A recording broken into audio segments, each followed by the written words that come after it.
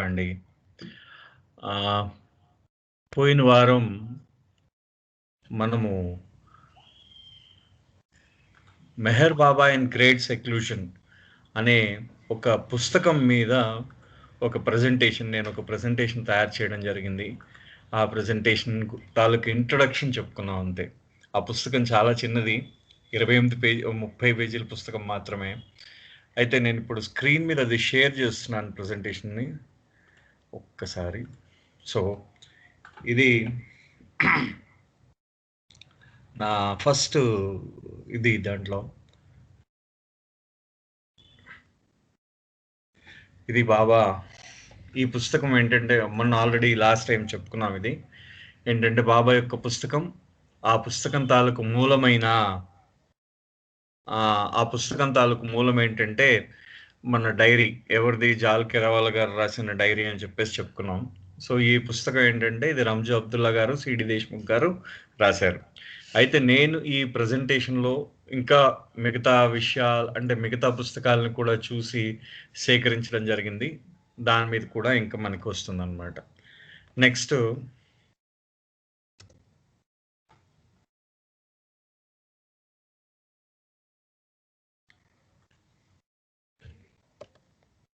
ఇది last time ఇక్కడ ఆగామన్నమాట. నొరీనా మ్యాచ్బిలి ఆవిడ ఏమన్నారంటే, సత్యం ఏదైతే ఉన్నదో ఆ సత్యం, the truth has been previously revealed by the avatars and the prophets of the past. ఇది ఒకసారి చదువుకున్నాం, కానీ ఒక్కసారి రివైజ్ చేసుకోవడానికి ఇది అద్భుతమైన ఒక అవకాశం. అది బాగా మనం చెప్పుకుంటే గుర్తుంటుంది కూడా మనకి బాగా. అది ఇంకోసారి ఆవిడ చెప్పిన మాటల్ని ఇంకోసారి మనం చదువుకుందాం. The truth has been previously revealed by the avatars and the prophets of the past. అంటే ప్రవక్తలు, అవతారులు ఇంతకు ముందు కూడా ఈ సత్యాన్ని తెలియచేశారు వాళ్ళు కూడా. But in centuries that rolled on into got trapped up in the physiology of learned exponents.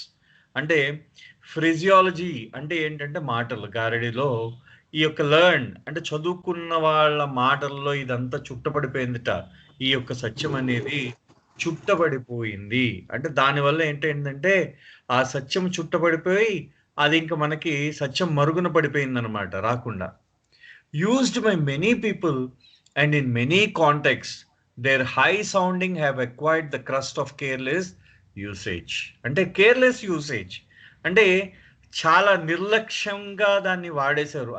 అన్నిట్లోని ఏదైతే అవతారులు, ఈ ప్రవక్తలు చెప్పిన దాన్ని చాలా నిర్లక్ష్యంగా వాడడం జరిగింది. These words then begin to conceal the truth rather than reveal it.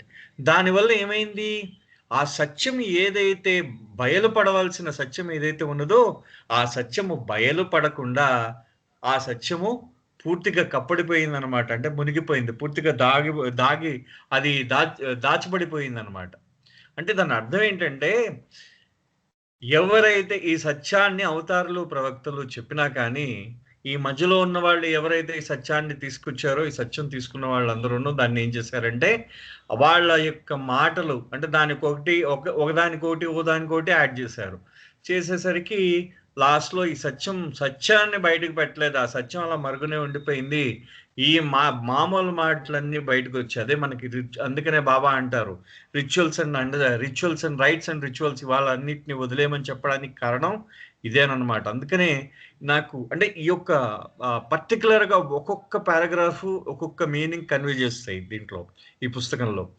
These words then they are worshipped rather than understood.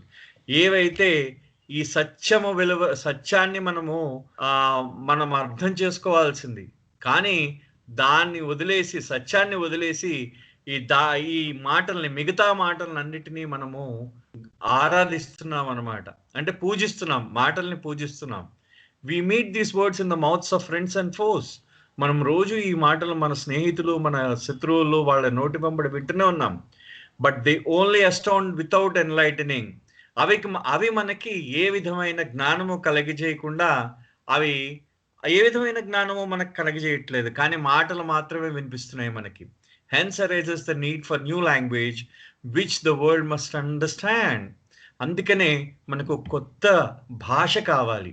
ఆ భాష ప్రపంచం మొత్తం అర్థం చేసుకోవాలి. With the simplicity of children.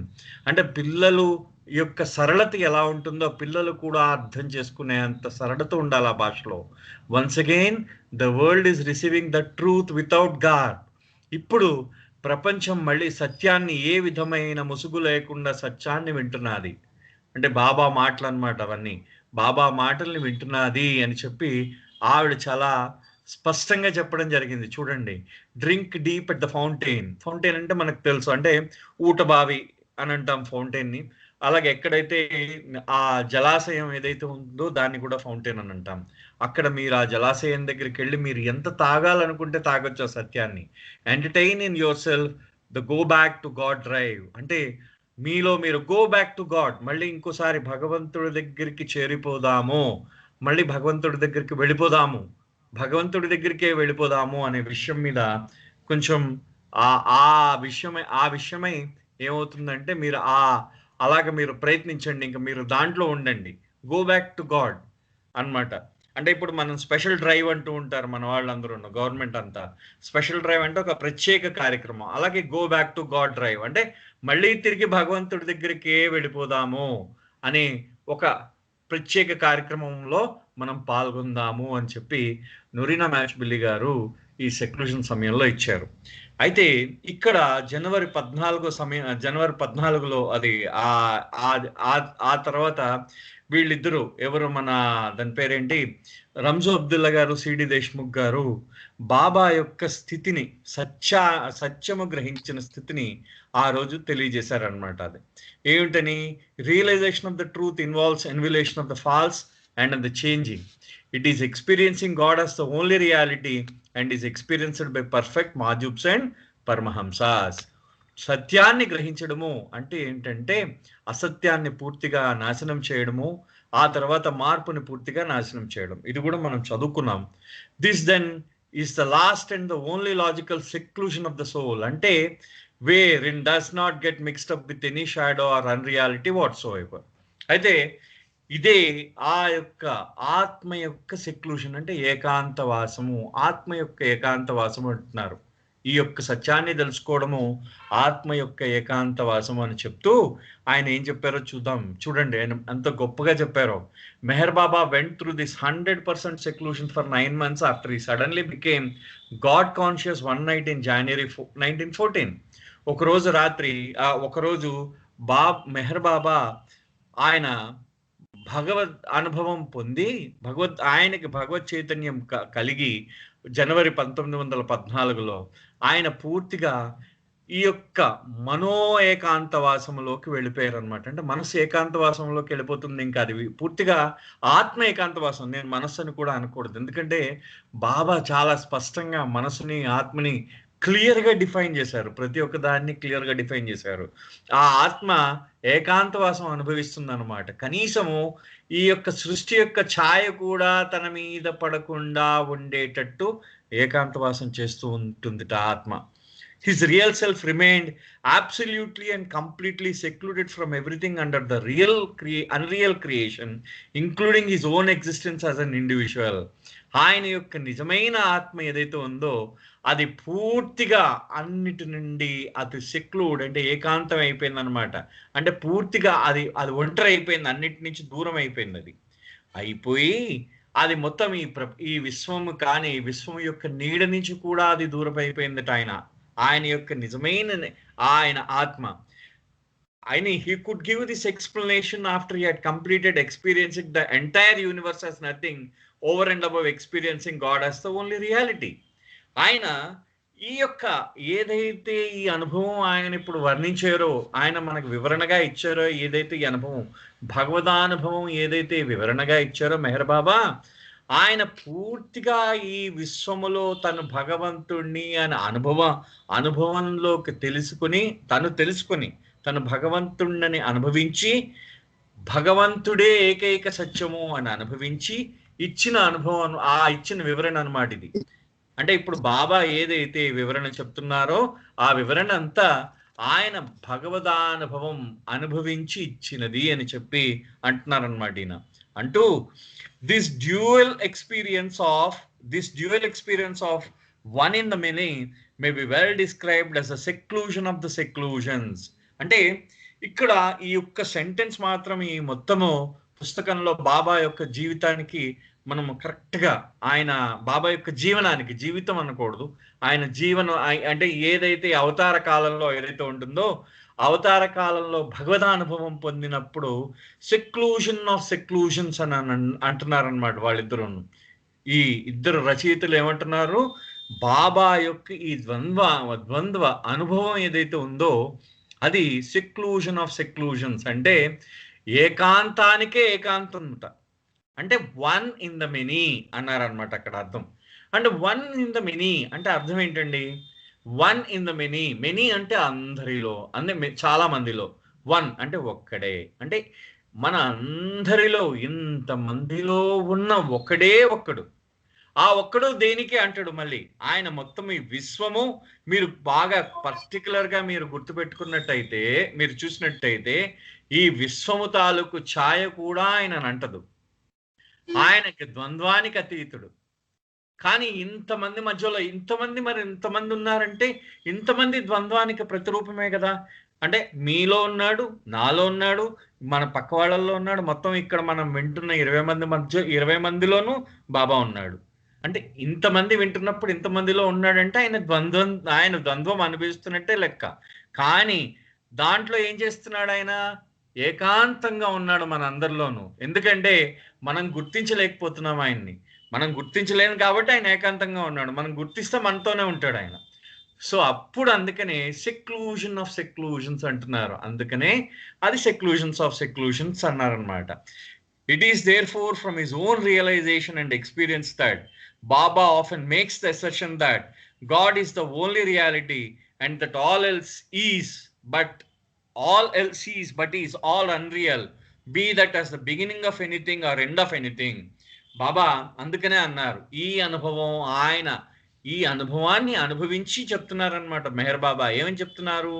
భగవంతుడు ఒక్కడే సత్యము, మిగిలినదంతా యథార్థము కాదు. అసత్యము అని చెప్పట్లేదు, యథార్థము కాదు, మిగిలినంతా యథార్థం కాదు. అది ప్రారంభమైనా కానివ్వండి, అంతమైనా కానివ్వండి, ఇది యథార్థము కాదు అని చెప్తూ, once in a direct reference to the turning point of the spiritual cycle of our times, Meher Baba said, I lived through 9 months in the state in which it is impossible for another to live for 9 days. ఇక్కడ దాకా మనం చెప్పుకున్నాం. ఇది అంటే ఇది ఒక్కసారి నేను revise చేశాను. ఈ పాయింట్ ఎందుకు రివైజ్ చేశానంటే, ఇది బాబా యొక్క తత్వం, బాబా యొక్క ఫిలాసఫీ. ఇది మనము మన హృదయాలకి హత్తుకునే ఫిలాసఫీ అనమాట. అది ఆ యొక్క తత్వం ఉంది. సో దాన్ని మాత్రం ఖచ్చితంగా మనము తెలుసుకొని తీరాలి ఎప్పటికైనా. అంటే బాబా ఏమన్నారు? ఆ 9 నెలల కాలంలో, ఆయన భగవదానుభవం పొందిన తర్వాత 9 నెలల కాలంలో ఏదైతే ఆయన అనుభవించారో అది ఇంకోళ్ళు ఎవరైనా సరే 9 రోజులు కూడా అనుభవించలేరు. అలాంటి స్థితిని ఎవరైనా సరే మిగతా వారు అనుభవించలేరు అని చెప్పి బాబా చెప్పడం జరిగింది. చెప్తూ ఇక్కడి నుంచి మనం ఇప్పుడు కొత్తదన్నమాట. ఏంటి? By ordinary means we can shut the rest of the world from our view. అంటే సాధారణంగా మనము ఈ యొక్క ప్రపంచాన్ని మన దృష్టి నుంచి మనం దూరంగా చేసుకోగలం. We take sufficient precaution to ensure calm and quiet. మనం ఏంటంటే వాటి నుంచి, ప్రపంచం నుంచి దూరంగా వెళ్ళిపోవడానికి, ప్రశాంతంగా ఉండడానికి, నిశ్శబ్దంగా ఉండడానికి మనము కొన్ని జాగ్రత్తలు తీసుకోగలం. But we are not able to go into seclusion without taking with us a world of our own thoughts and desires. కానీ మీరు ఏకాంతంలోకి వెళ్ళాలనుకోండి, ఏకాంతంలోకి వెళ్ళాలనుకుంటే మీ ఏకాంతంలోకి మీ యొక్క ఆలోచనలు, మీ యొక్క కోరికలు మీతో పాటు వెంటుంటాయి. అంటే మీరు అప్పుడు ఏకాంతంలోకి వెళ్ళనట్ట, అప్పుడు మీరు ఏకాంతంలోకి వెళ్ళనట్ట. సో ఇది వాళ్ళు ప్రొజెక్ట్ చేసిందనమాట. అంటే బాబా యొక్క సెక్లూషన్, అసలైన సెక్లూషన్ ఎలా ఉంటుంది అనే విషయాన్ని నిజంగా ఆ తత్వాన్ని మనకి అర్థమయ్యేటట్టు చెప్పగలుగుతున్నారనమాట. అది చెప్పడానికి ప్రయత్నిస్తున్నారనమాట. అది okay. Next, but we are not able to go into seclusion without taking us a world of our own thoughts and desires. Only in deep sleep we are without thoughts and desires. But then we are completely unconscious. There is, however, an infinite difference between the super consciousness of the truth realization and the unconscious of the deep sleep, though both are attended by 100% seclusion. అయితే ఇప్పుడు మనము ఏకాంతంలోకి వెళ్ళాలనుకుంటాం. మనం ఏకాంతవాసం మనం కూడా చేద్దాం, మేర బాబా చేశారు మనం కూడా చేసేద్దాం, ఏం కాదు ఏకాంతవాసం అని అనుకుంటాం.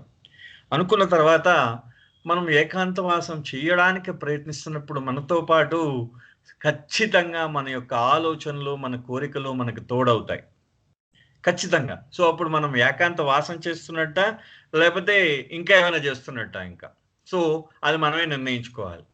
అదేవిధంగా మనము గాఢ నిద్రావస్థలో ఉంటున్నప్పుడు అప్పుడు మాత్రమే మనకు ఆలోచనలు మరియు కోరికలు ఉండవు మనకి. కానీ గాఢ నిద్రావస్థలో ఉన్నప్పుడు మీరు అచేతనావస్థలో ఉంటారే, మీకు చైతన్యం ఉండదే. అచేతనావస్థలో ఉంటారు, మీకు మీ చైతన్యం పడుకుని ఉంటుంది, అప్పుడు పూర్తిగా నిద్రాణమై ఉంటుంది. అప్పుడు దేర్ ఈస్ హవెవర్ అప్పుడు అదే విధంగా there is however an infinite difference between the super consciousness of the truth realization and the unconsciousness of the deep sleep. అంటే మనం మహా చైతన్యం అంటే మనం భగవంతుణ్ణి అని తెలిసినప్పుడు మనకేముంటుంది, మహా చైతన్యం సూపర్ కాన్షియస్నెస్ ఉంటుంది. ఈ యొక్క మహా చైతన్యానికి ఈ యొక్క అచైతన్యానికి ఎంతో తేడా ఉంది, అనంతమైన తేడా ఉందిట ఆ రెండిటికి. దో both are attended by 100% seclusion. అయితే ఇక్కడ ఏం చెప్తున్నారు, ఇవి బాబా మాటలు, ఇవి బాబా మాటలు. ఇవి ఏమిటంటున్నారంటే ఈ మహా చైతన్యానికి ఈ యొక్క అచైతన్యానికి రెండూను ఏకాంతంలోనే ఉన్నాయి. మహా చైతన్యం కూడా ఏకాంతంలోనే ఉంది, అచైతన్యం కూడా ఏకాంతంలోనే ఉంది. నిజమే కదా? మరి మీరు నిద్రపోయినప్పుడు మీరు ఏకాంతవాసం చేస్తున్నట్టే. అదేవిధంగా మీరు భగవతానుభవం పొందినప్పుడు మీరు ఏకాంతవాసం చేస్తున్నట్టే. రెండు స్థితులు మీకు ఏకాంతవాసాన్ని సూచిస్తున్నాయి అన్నమాట. Now though the seclusion of truth consciousness is the only important thing from the point of view of spiritual perfection, and a master is all the time continuously in the seclusion of seclusions. అది ఇక్కడ మనకి బాబా సెక్లూషన్ of సెక్లూషన్స్ అని ఎందుకన్నారో చెప్తున్నారు. Now though the seclusion of truth consciousness is the only important thing from the point of view of spiritual perfection. ఆధ్యాత్మికమైన పరిపూర్ణత అనే దృష్టిలో కానీ మనం చూసినట్టయితే ఈ యొక్క సత్యము అంటే చైతన్యము, సత్యము విషయంలో చైతన్య సత్యం అంటే ఆ చైతన్యం ఏదైతే ఉందో ఆ చైతన్యము ఆ సత్యాన్ని గ్రహించినట్టయితే అంటే అప్పుడు ఆధ్యాత్మిక పరిపూర్ణత అని మనం చెప్పుకుంటాం. అంటే మన చైతన్యము బంధ విముక్తి అయ్యి అది కాని సత్యము గ్రహించినట్టయితే మనం భగవంతుడైపోయినట్టే. కరెక్టే కదా? బాబా గాడ్ స్పీక్స్ అదే కదా మనకు చెప్పింది, మన చైతన్యాన్ని బంధ విముక్తం చేయాలి. ఆ బంధ విముక్తం చేసినప్పుడు అంటే ఆ బంధ విముక్తం చేసినప్పుడు ఆ చైతన్యము సత్యాన్ని గ్రహించినప్పుడు అది ఆధ్యాత్మిక పరిపూర్ణత అనిపించుకుంటుంది అన్నమాట. ఆధ్యాత్మిక పరిపూర్ణత దాన్ని ఏంటంటే దాని అర్థం ఏంటి? ఆధ్యాత్మిక పరిపూర్ణత అంటే అర్థం సత్యము ఏకాంతవాసం చేస్తున్నది అంటే ఏకాంతంగా ఉన్న సత్యాన్ని మనం తెలుసుకున్నాము. ఆ సత్యం అందరికీ అందకుండా దూరంగా ఉందన్నమాట. సో మనం ఆ సత్యం దగ్గరికి వెళ్ళి మనం ఆ సత్యాన్ని తెలుసుకున్నాం అనమాట. అదనమాట లెక్క. And perfect master is all the time continuously in the seclusion of the seclusions. అందుకనే ఆ యొక్క గురువు, సద్గురువు ఎవరైతే ఉన్నారో, అవతారుడు కానీ ఆ సద్గురువు కానీ ఎవరైతే ఉన్నాడో వారు నిరంతరము ఈ ఏకాంతంలో ఉంటూ ఉంటాడనమాట. ఆ సద్గురువు అంటే మొత్తం ఆ సద్గురువు ఏకాంతవాసాలలో ఏకాంతవాసం చేస్తూ ఉంటాడు ఆయన. Ordinary physical seclusion in which Baba enters time and again are also extremely important from the point of view of the work which he has to do in the world of duality for the sake of others. అయితే మెహర్ బాబా ఇక్కడ ఈ యొక్క భౌతికంగా ఈ యొక్క ద్వంద్వంలో, ఈ ప్రపంచము ద్వంద్వంలో ఆయన ఈ ఏకాంతవాసం పాటించవలసిన అవసరం ఎందుకొచ్చిందంటే, ఈ భౌతికమైన ఏకాంతవాసం పాటించవలసిన అవసరం ఎందుకొచ్చింది? ఆయన యొక్క ఆయన యొక్క కార్యక్రమం, ఆధ్యాత్మిక కార్యక్రమం కోసం, అదే విధంగా ఇతరుల కోసము చాలా స్పష్టంగా చెప్తారు. మనమందరం ఎవరైనా సారీ, నేను ఒక్క 1 మినిట్ కొంచెం మనకి జస్ట్ నేను ఒక్క 1 మినిట్ నా వ్యక్తిగతమైన అభిప్రాయం నేను చెప్పదలుచుకున్నాను. మెహర్ బాబా ఎవరు అని అడిగితే మనం జనరల్గా సర్వసాధారణంగా సమాధానం చెప్పేది ఆయన భగవంతుడు అని సమాధానం చెప్తాం. ఏం చేశాడు భగవంతుడు అంటే మిరాకిల్స్ అనే కొంతమంది ఇలా అంటారు.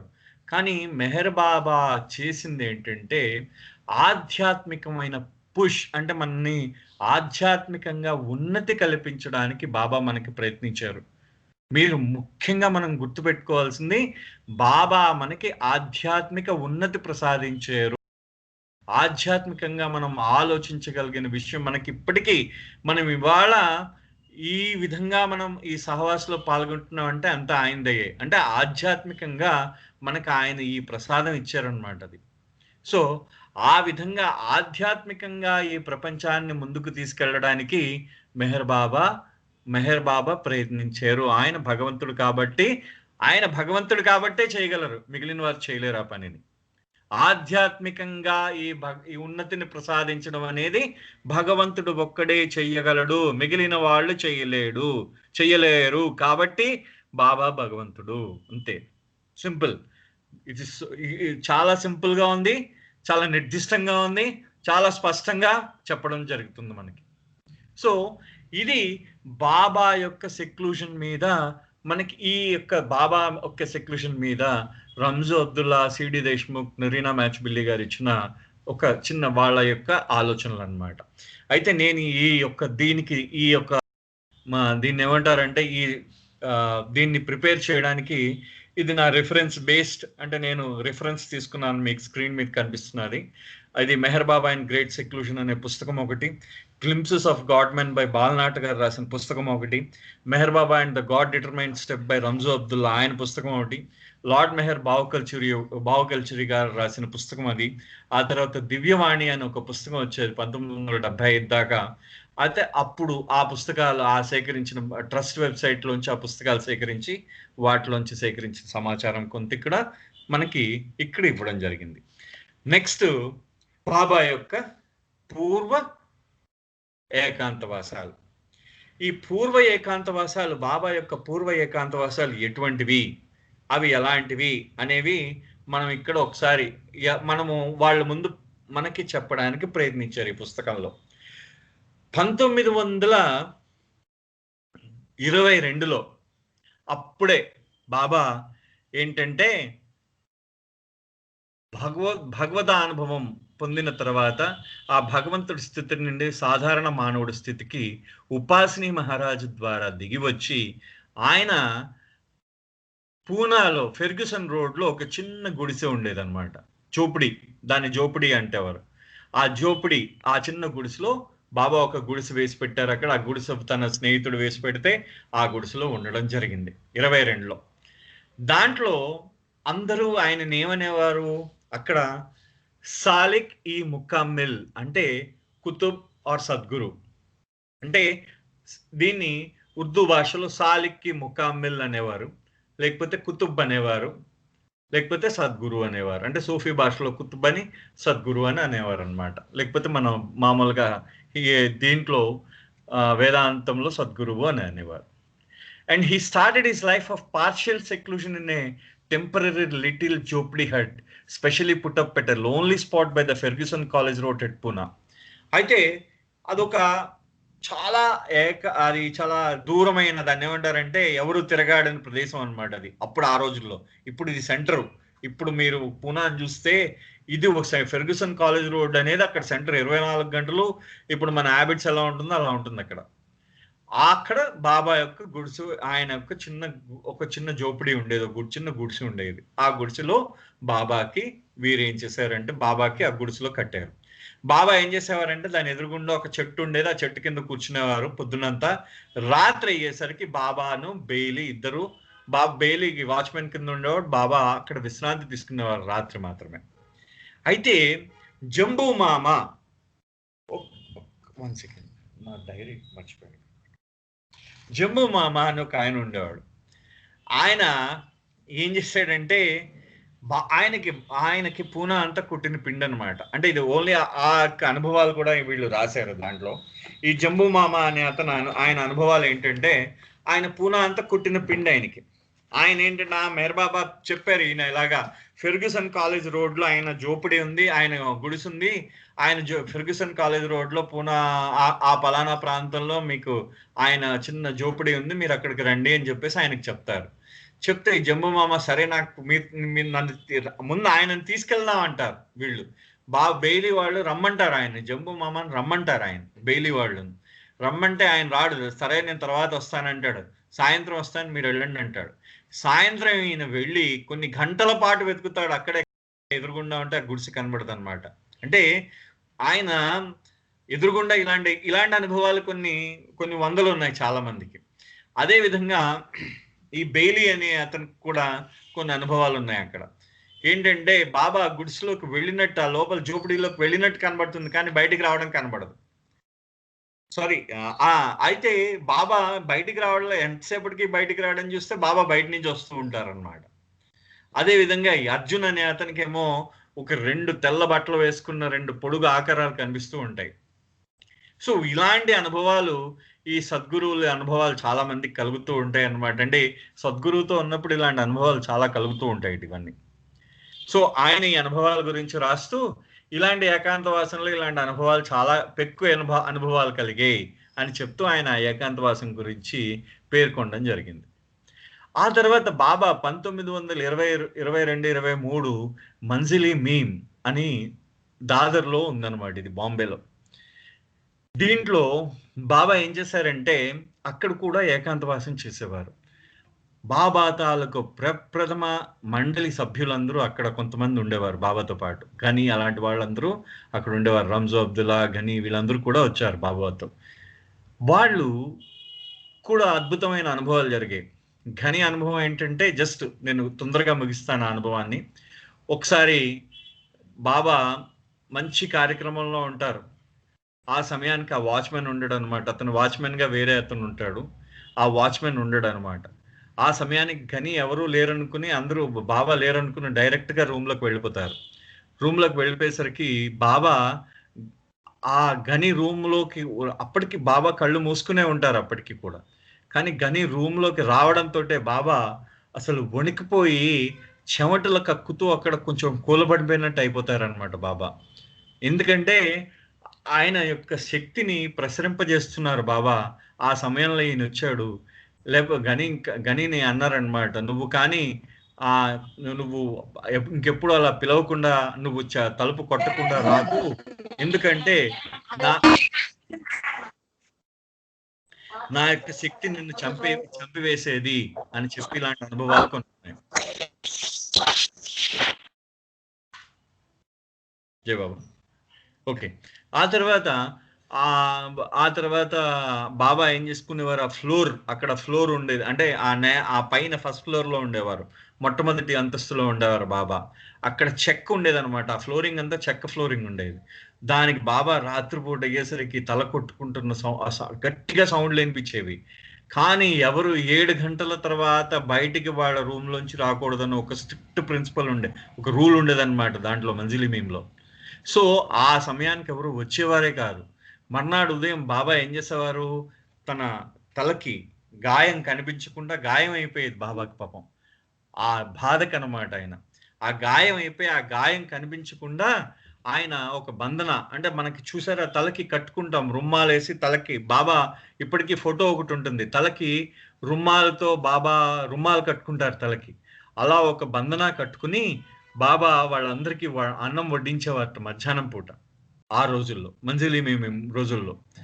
ఆ తర్వాత బాబా 1924 ప్రాంతంలో మళ్ళీ ఏకాంతవాసం చేశారు. అప్పుడు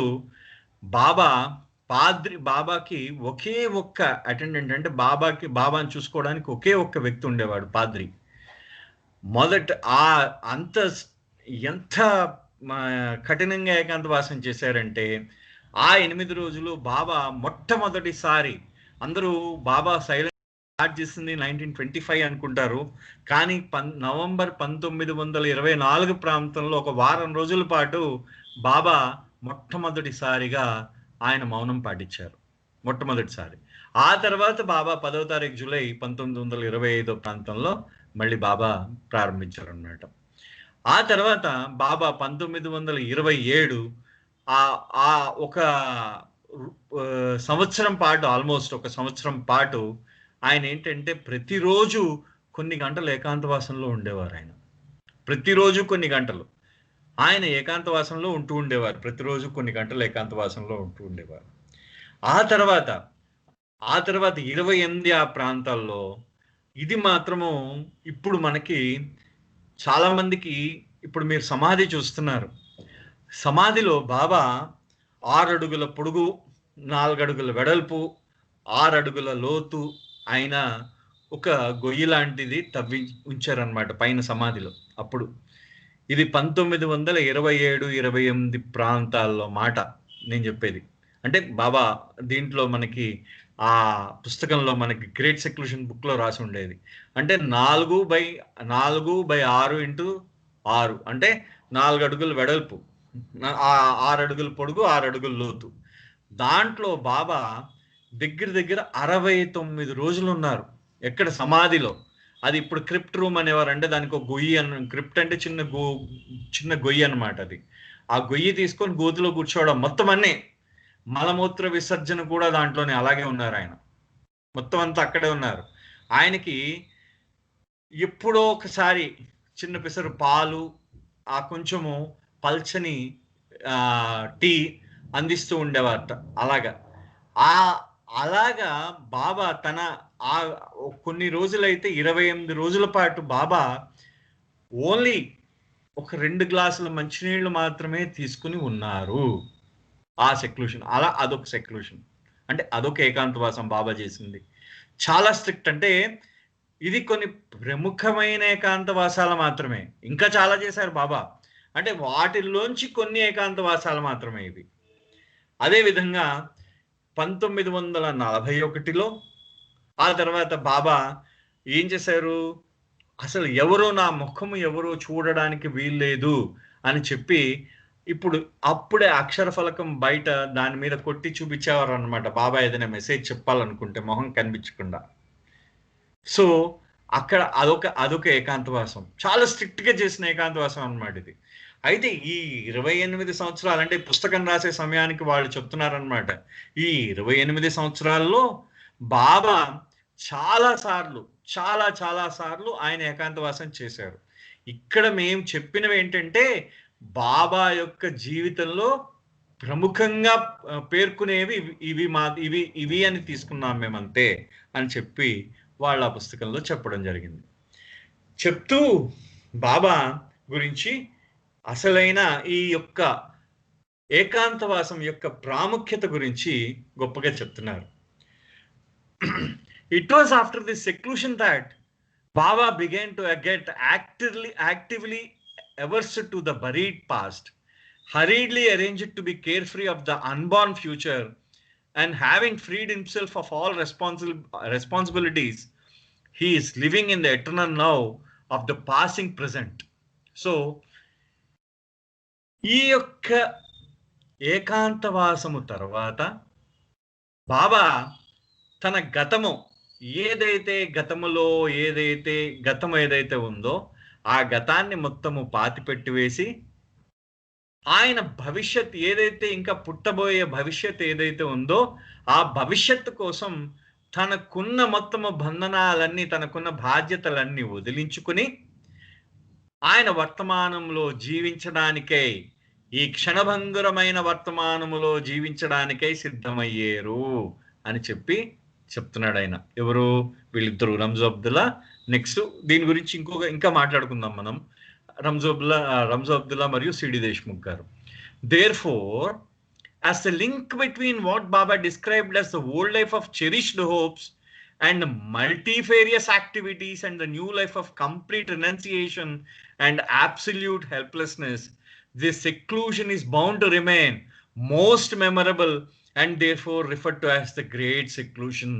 ఎందుకు ఇది గొప్ప ఏకాంతవాసం అని, మహోన్నతమైన ఏకాంతవాసం అని ఎందుకన్నారంటే, ఇది ఓల్డ్ లైఫ్ అంటే గొప్ప ఆశలతో జీవించిన ఒక పాత జీవితానికి, గొప్ప ఆశలతో జీవించిన పాత జీవితానికి పూర్తిగా పరిత్యాజము సన్యసించి పూర్తిగా నిస్సహాయత ఆవరించబోతున్న కొత్త జీవితానికి మధ్యన వారధిటై ఈ యొక్క గ్రేట్ సెక్లూషన్, ఈ మహోన్నతమైన సెక్లూషన్ అంటే ఈ మహోన్నతమైన ఏకాంతవాసం అనేది ఆ గొప్ప పాత జీవితానికి ఈ రాబోయే రోజుల్లో కంప్లీట్ పూర్తిగా త్యజించిన, పూర్తిగా నిస్సహాయతతో ఉన్న కొత్త జీవితానికి మధ్యనున్న వారది ఇది.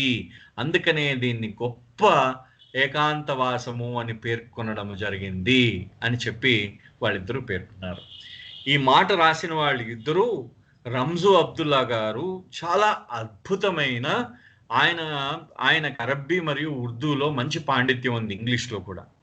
సిడి దేశ్ముఖ్ గారు ఇంకా చెప్పక్కర్లేదు, ఆయన professor of philosophy in Nagpur. వీళ్ళు అంత ఈజీగా ఈ యొక్క చిన్నవి అంటే ఈ గ్రామర్ మిస్టేక్స్ పెట్టేసి రాసేయలేదండి.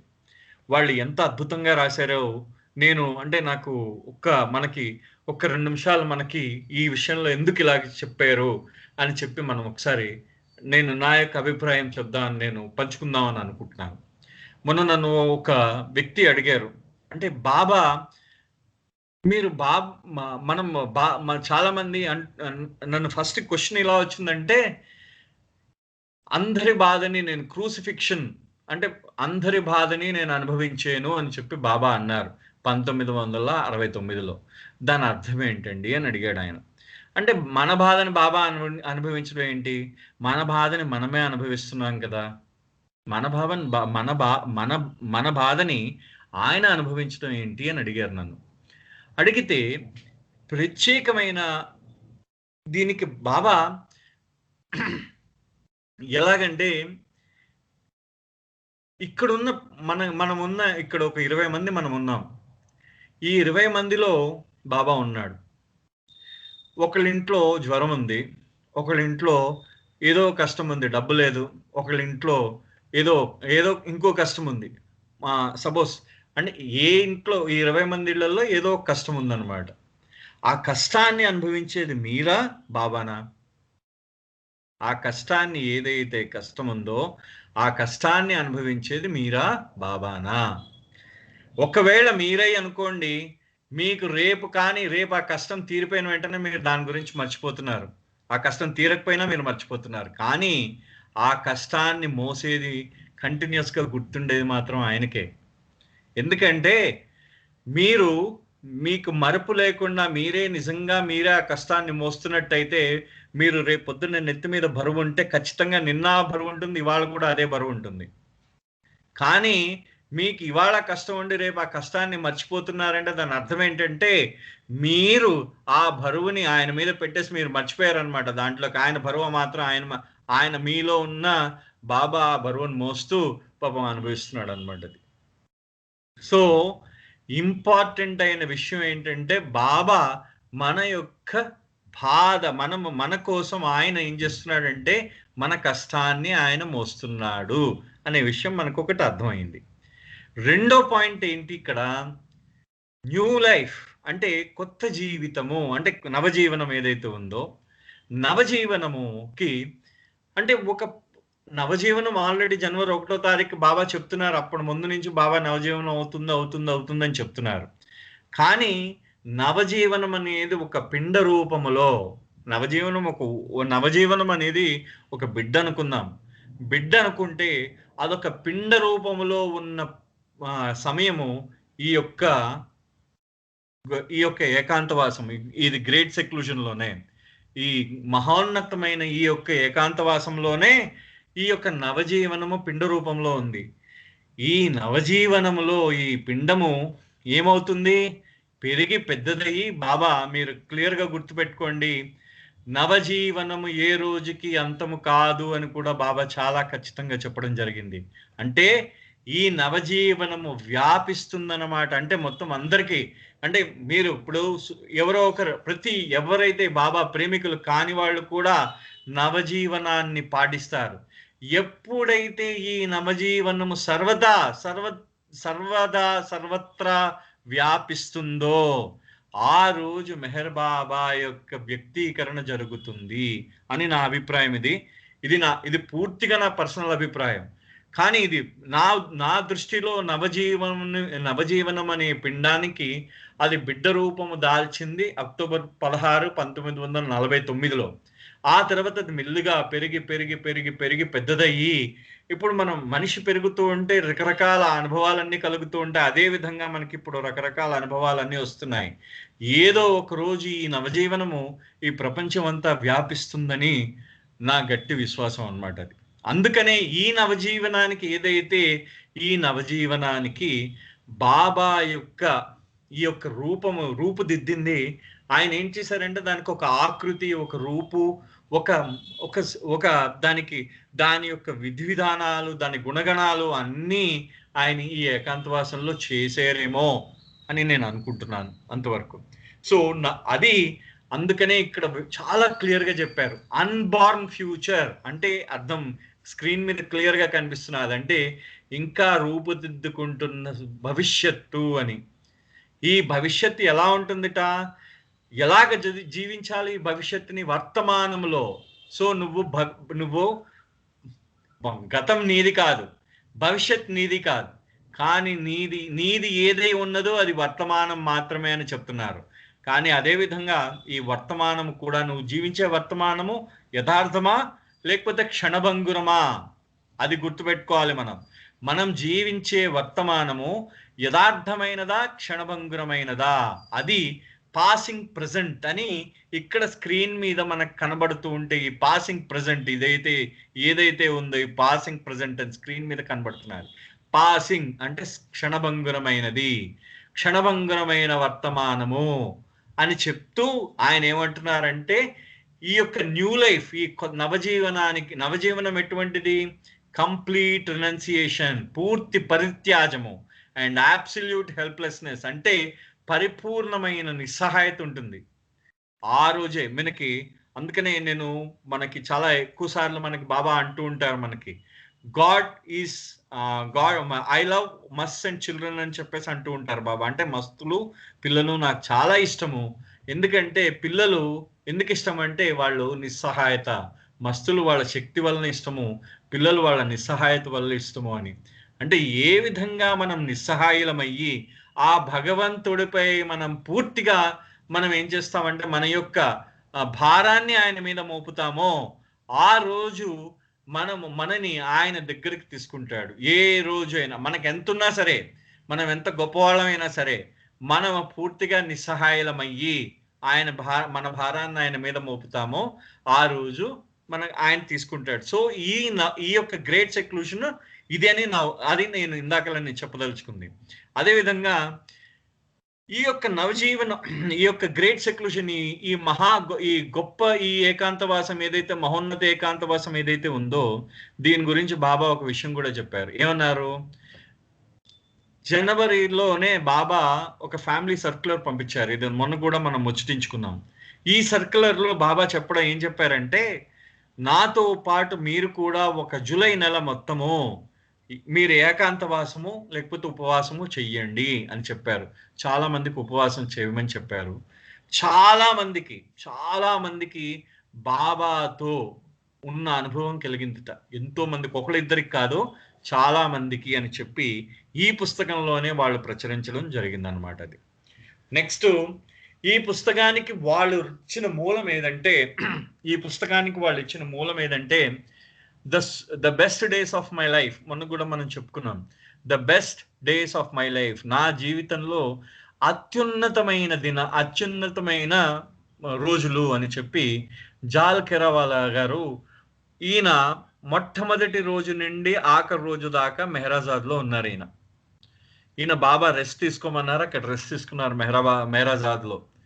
ఈయన ఒక డిస్ట్రిక్ట్ మెజిస్ట్రేట్ కింద చేశారు రాయ్పూరా ప్రాంతాల్లో. బాబా యొక్క సర్వీస్ మామూలుగా చేయలేదు, అద్భుతంగా చేశారనమాట.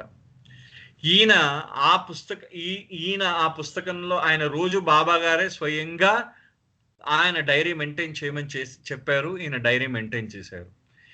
సో ఆయన పుస్తకం ఆధారంగా ఈ మెహర్ బాబా ఇన్ గ్రేట్ సెక్లూషన్ అనే పుస్తకం రాయబడింది. తర్వాత ఈ యొక్క సెక్లూషన్, ఈ మహోన్నతమైన ఈ ఏకాంతవాసాన్ని 4 భాగాలుగా విభజించారు. అంటే మొట్టమొదటి భాగం ఏంటి? జూన్ 22వ తారీఖు నుంచి 30వ తారీఖు జూన్ దాకా. అది మొట్టమొదటి కాలం. రెండో కాలము జూలై 1 నుంచి జూలై 9వ తారీఖు దాకా. ఇది రెండో కాలం. అంటే జూన్ 22 జూన్ 30 దాకా మొదటి కాలం. రెండో విభాగం ఏంటంటే జూలై 1 నుంచి జూలై 9 దాకా. మూడో విభాగం ఏంటంటే జూలై 10 నుంచి జూలై 16 దాకా. నాలుగోది ఏంటంటే 16 జూన్ నుంచి 24 దాకా.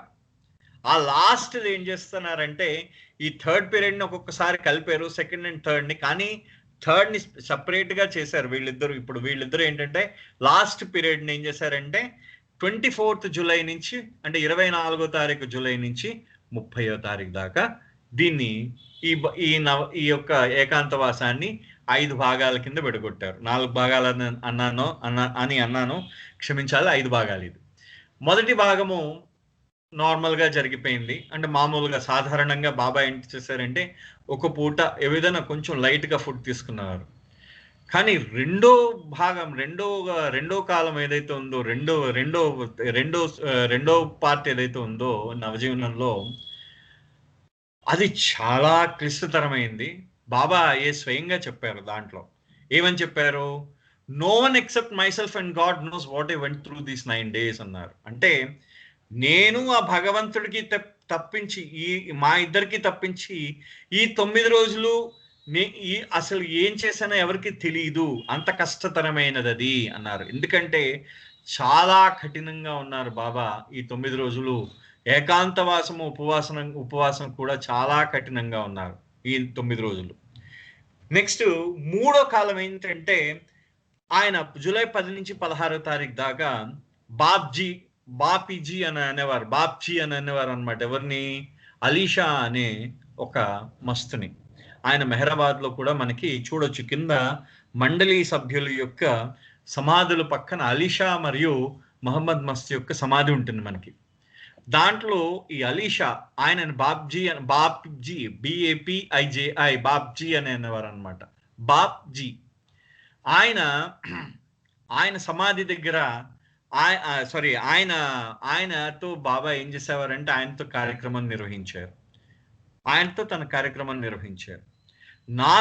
నాలుగో కాలం ఎక్కడంటే 16వ తారీఖు జూలై నుంచి 24వ తారీఖు జూలై. ఈ సమయంలో ఈ యొక్క మెహరాజాద్ లో జరిగింది. ఇది బ్లూ బస్ లో.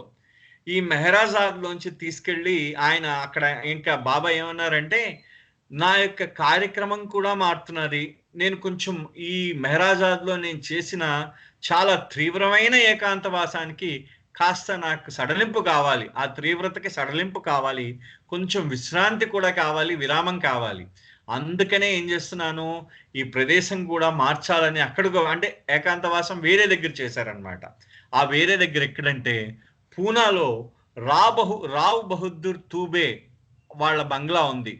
అక్కడ అంటే ఈ పూనా మహాబలేశ్వర్ పంచగని రోడ్లో ఉందన్నమాట. ఇది రావ్ బహదూర్ తూబే వాళ్ళ బంగ్లా ఉంది. అది ఆ బంగ్లాలో అది దానికి దగ్గరగా పార్వతీ హిల్ అని ఒక చిన్న పార్వతీ కొండ ఉందన్నమాట.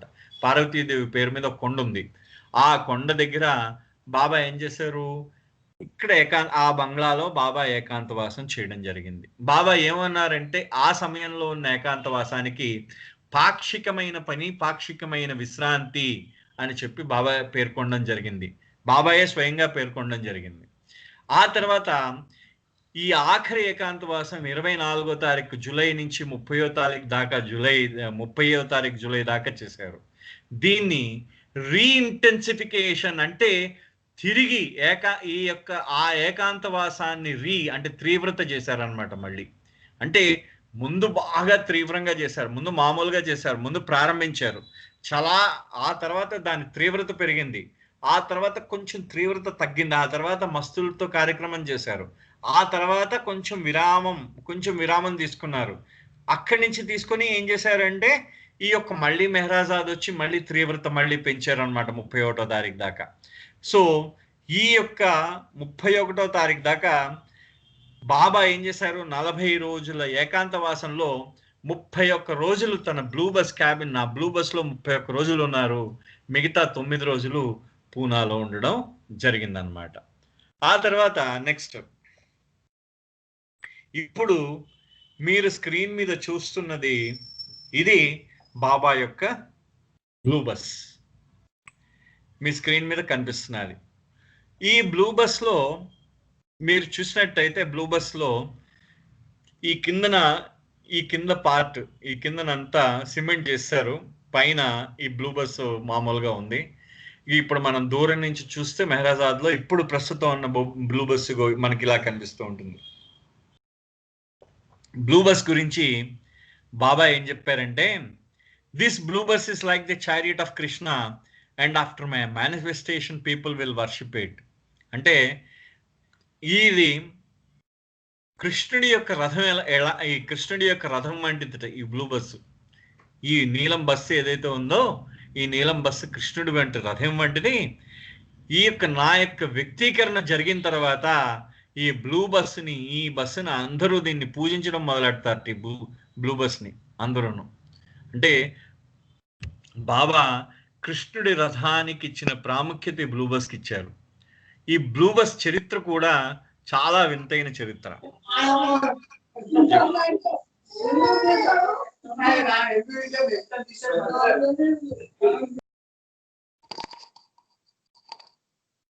జై బాబా. Okay, right. ఈ బ్లూ బస్ ఎటువంటిదంటే ఇది యాక్చువల్లీ 16 సీటర్ బండి, అంటే 16 సీటర్లు, అంటే 16 మంది మాత్రమే పడతారు దాంట్లో. కానీ దాంట్లో 26 మంది ఎక్కారు. బ్లూ బస్ టూర్స్ అని చెప్పి బాబా తన మండలిని, స్త్రీ పురుష మండలిని, దాంట్లో 4 పురుషులు ఎక్కారు, మిగతా వాళ్ళందరూ స్త్రీలే. ఆ స్త్రీలందరినీ, అంటే వాళ్ళు పురుషులు ముందు కారులో వచ్చేవారు, ఒక్కొక్కసారి ట్రైన్లో కూడా వచ్చేవారు. సో ఈ 4 పురుషులు, మిగతా వాళ్ళందరూ స్త్రీలు, బాబా కలిపి ఈ బ్లూ బస్లో ప్రయాణించారు. అంటే మొత్తం ఈ బస్సులో 26 మంది ప్రయాణించారట. ఇది 29, ఇది చెవ్లరెట్ కంపెనీ వాళ్ళ బస్ అనమాట ఇది. సో దీన్ని యాక్చువల్లీ నేను దీని గురించి నోట్స్ కూడా తయారు చేశాను. బేసికలీ ఇది ఏమైందంటే, దీంట్లో ఒక చిన్న దాన్ని ఏమంటారంటే ఒక చిన్న కాంట్రవర్సీ ఉంది. ఏంటంటే కొన్ని పుస్తకాల్లో పాద్రీ చేసేయడని ఉంది, కొంతమంది నేను విన్నాను కూడా ఏంటంటే పాద్రీ ఈ బ్లూ బస్సును రిపేర్ చేశారని ఉంది. కొన్నిట్లో ఏం చేశారంటే కాకా భార్య ఎవరైతే ఉన్నారో ఆయన ఈ బ్లూ బస్ని ఏం చేశారు, దాని కింద ఆ చక్రాలు తీసేసి ఆయిల్ డ్రమ్ములు పెట్టారట. 4 వైపులా 4 ఆయిల్ డ్రమ్ములు పెట్టారట. పెట్టి ఆయిల్ డ్రమ్ముల చుట్టూ ఏం చేశారంటే ఈయన ఇటుకలతో కట్టి ఈ బ్లూ బస్ తాలూకు బేస్ కింద తయారు చేశారనమాట. ఆయన బాబా యొక్క ఏకాంతవాసం కోసం బాబా మౌంట్ ఆబూలో ఉండగానే కాకాకు చెప్పడం జరిగింది. కాక ఆ విధంగా ఈ బ్లూ బస్ ని 4 చోట్ల, అంటే ఈ బ్లూ బస్ నిలబెట్టడానికి ముందు ఆయన దీని మీద పెట్టాడు, ఆయిల్ డ్రమ్ముల మీద నిలబెట్టి ఆ తర్వాత దాన్ని నించోడానికి మొత్తం అంతా కలిసి దాంతో కట్టేశారనమాట. మొత్తం సిమెంట్ ఇటుకతో కట్టేశారట మొత్తం అంతాను. ఆ కిందంతాను దాని యొక్క పునాది కింద తయారు చేశారనమాట. ఆ పునాదులతో ఇంకా ఆయిల్ డ్రమ్ములు ఉన్నాయి అని అది ఇంకా ఉన్నాయండి, ఇంకా ఆయిల్ డ్రమ్ములు కూడాను. అయితే ఈ బ్లూ బస్కి ఎండ వాన కూడా తగలకుండా ఉండాలి అని చెప్పి ఈ బ్లూ బస్ పైన ఒక చిన్న రేకుల షెడ్ లాంటిది కూడా వేశారు. ఈ బ్లూ బస్కి మీరు ఎడం చేతి వైపు చూస్తే, మనం మెహరాబాద్లోకి ఎంటర్ అయ్యేటప్పుడు ఎడం చేతి వైపు చూస్తే మండలి హాల్ ఉంటుంది. కుడివైపు చూస్తే ఇంతకు మనకి ఇరూజ్ గారు ఆ మెహర్వాన్ జసావాలా ఉండేవారు ఆ రూమ్ లో, అది ఉంటుంది. ఈ వెనకాతలో ఒక గోడ లాంటిది ఉంటుంది, 3 వైపులా గోడ ఉంటుంది, ఒకవైపు ఓపెన్ గా ఉంటుంది అనమాట. అయితే దీన్ని ఆ బ్లూ బస్ ని ఏం చేశారంటే బాబా యొక్క సెక్లూజన్ క్యాబిన్, ఏకాంతవాసము చేసే బాబా యొక్క క్యాబిన్ కింద మార్చడం జరిగిందనమాట దాన్ని. 1 సెకండ్.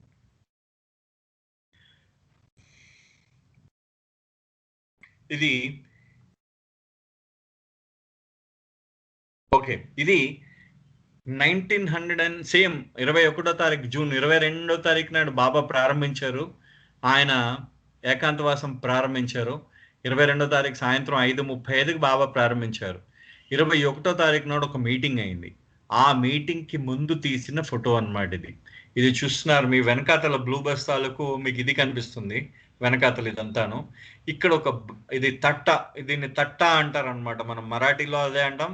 మనం తట్ట అంటే మనం తట్టలు తయారు చేస్తాం కదా! మనం వెదురు బొంగులతో తయారు చేస్తూ ఉంటాం తట్టలు. ఆ తట్టలు ఆ వెదురు బొంగులుతో ఒక చిన్న రేకు లాంటిది ఇలా అడ్డం కట్టారనమాట.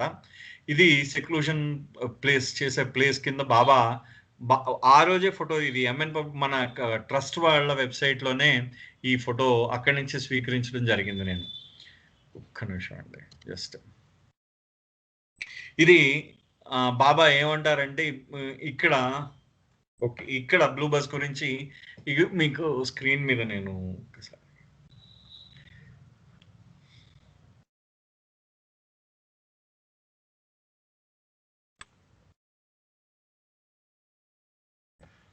ఇది ఇది 38 నుంచి 41 సంవత్సరం 41 దాకా బాబా ఆ బస్సులో చాలా ఈయన బాలనాటి గారు రాస్తారు. ఎలా రాస్తారంటే ఆ బస్సు నిజంగా ఇంతమందిని మోయడం జరిగిందంటే అది బాబాయే ఆ బాబాయే సగం బరువు మోసారేమో బస్సు మోయలేదేమో అంటారు. ఎందుకంటే అది తిరిగినట్టు ఇంక ఏ బండి కూడా అలా తిరగదుట. బాబా కాబట్టి అది బాబా నడిపించారు కాబట్టి అందులో ఇరూచ్ గారు, విలియం డాంకిన్స్, ఆ తర్వాత ఎలిజబెత్ ప్యాటర్సన్ మనకి మిత్రిల్ బీచ్ తాలూకు ఓనర్ అసలు ఆవిడ ఒరిజినల్ గా మిట్రిల్ బీచ్ వాళ్ళదే కదా. ఆ మిట్రిల్ బీచ్ ఓనర్ ఎలిజబెత్ ప్యాటర్సన్ ఆవిడ వీళ్ళు ముగ్గురు నడిపించారనమాట ఈ బ్లూ బస్ ని. ఈ బ్లూ బస్ ని ఆ బ్లూ బస్ ఆ 26 మందితో అది ఏం చేసిందంటే ఆ 26 మంది ఎక్కాల్సింది సారీ 16 మంది ఎక్కాల్సింది 26 మంది ఎక్కారు. అలా బ్లూ బస్ ఏమైంది ఇండియా అంతా తిరిగింది బాబాతో పాటు. తిరిగిన తర్వాత కాస్త మరి ఇంతమంది తిరిగేసరికి ఏమైంది కొంచెం అది తడబడింది అనమాట. తడబడిన తర్వాత అది ఏం చేశారంటే దాన్ని గ్యారేజ్కి ఇచ్చారు. సరుష్ ఇరానీకి ఒక గ్యారేజ్ ఉండేది. ఆ గ్యారేజ్కి ఇచ్చారు. కొన్ని రోజులు బాగు చేసి దాన్ని ఏం చేశారంటే ఈ దీన్ని మన జై బాబా దాన్ని మన సిటీ బస్ కింద తిప్పారు కొన్ని రోజులు అహ్మద్ నగర్ లో.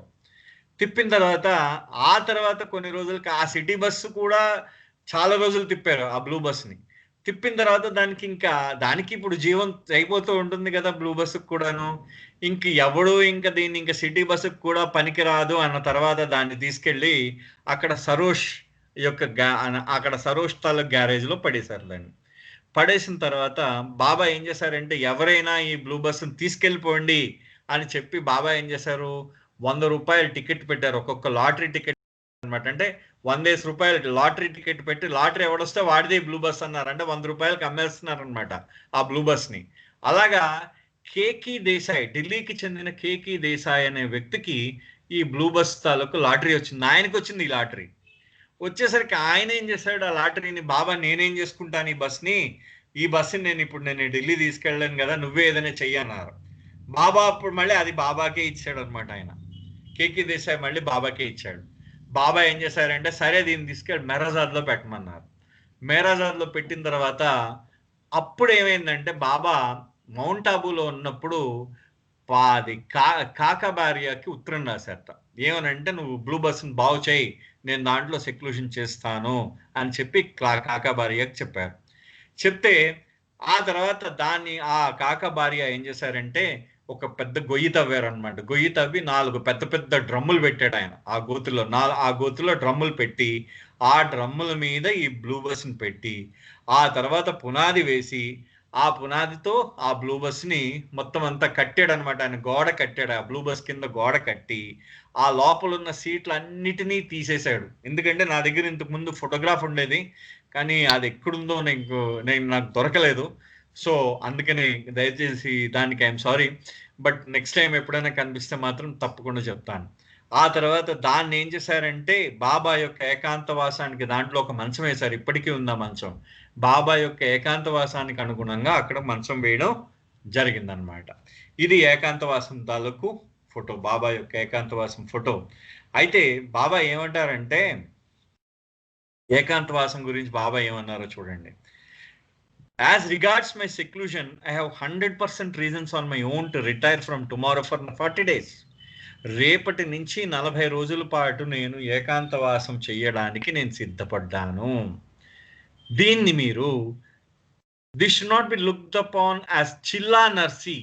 అంటే చిల్లా నర్సీ అంటే అర్థం ఏంటంటే, బాబా యొక్క తండ్రి గారి యొక్క చరిత్ర కానీ మీరు వినుంటే, ఆయన యొక్క గిరి గీసుకుని ఆ గిరిలో ఆహారము ఏమీ లేకుండా ఆ యొక్క వృత్తంలోనే కూర్చుని 40 రోజుల పాటు భగవద్ధ్యానం చేయడము, దాన్ని సూఫీ పరిభాషలో అంటే ఇరానీ పరిభాషలో దాన్ని ఏమనేవారంటే చిల్లా నర్సీ అనేవారు అనమాట. అలాంటిది కాదు అంటే అలాంటి తపస్సు లాంటిది కాదు అంటున్నారు బాబా. ఈ ఏకాంతవాసం అలాంటి తపస్సు లాంటిది కాదు. ఆర్ మెడిటేషన్ అంటే ధ్యానము వంటిది కాదు ఈ యొక్క ఏకాంతవాసము. I am free in every way but I am going to get myself bound voluntarily. నేను పూర్తిగా